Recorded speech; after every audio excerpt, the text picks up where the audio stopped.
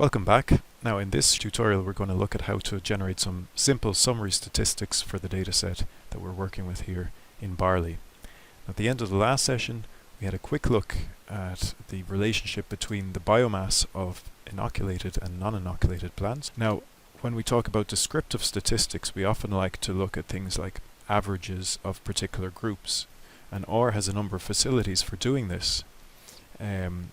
One of the functions that's quite useful for generating these sort of summaries is the function called summary. But we would like to be able to organize our data either by cultivar or by student group or maybe even by soil type. Now one of the easiest ways to do that in R is to use the tapply function. So the tapply function takes as its first argument your numeric data, in this case the level of infection, and then we split that according to a factor, a grouping factor. Now, so the second argument, which is the splitting argument, that's how we're going to split up the data. So we're going to chop up the vector of infection numbers by, for instance, soil type. So we're going to split it into three groups now, either poor, medium or rich. And the third argument is which function we would like to apply to these different groups now that we've created. So we could either use the mean function or standard deviation, or maybe we want to look at the minimum.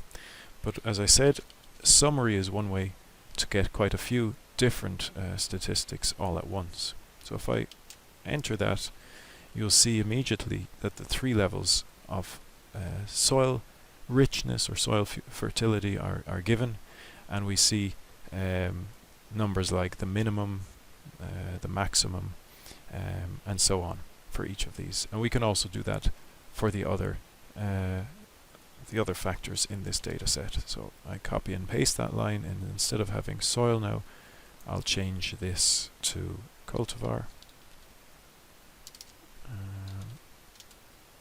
And here again we'll get summary statistics for each of the cultivars. Now that's nice, but it can be often hard to interpret these numbers. You have to read a lot of numbers in these tables. So visualizations are of course very convenient because we can quickly get an idea of whether everything is as it should be. And in this case a function boxplot is probably very useful. Now the boxplot can take a number of arguments, but one way that we can get these same sort of summary statistics using the boxplot is to enter a formula. So in our formula here, it's a bit like a formula that you would use for a linear model, which we will do next. We have on the one hand infection, that's our response variable, and we use the tilde or the little twiddly dash to mean equal, so this is sort of the equal sign. On the other side, the predicting, so the predictor variable, for instance, would be soil. So that's our formula. So infection as a function of soil type, and the data we have to specify, well, we just called it data, and you can see here the plot is immediately produced over in this window. And there seems to be, well, it's actually hard to see whether there is a trend between level of infection and soil type. Now one of the things that you'll notice here is that the order is not correct between our factors. I mean, medium is alphabetically before poor, but logically we would like to see these to see if there's any trend going from poor to rich soils. So we can change the order in which these levels appear by going back to the data set, pulling out the column of soil type and overwriting it, so assign something else to it. And what we're going to overwrite it with, we're going to make a factor of the same data, so we use exactly the same values. This is the column of soil types, but now we specify what the levels are. Now we already have the levels of this factor, so we can actually pull that out. If I just highlight this little bit of, so if you just want to see how all these code work, you just highlight a bit of it and enter that. So let's have a look. The levels of this factor are medium, poor and rich. That's alphabetically.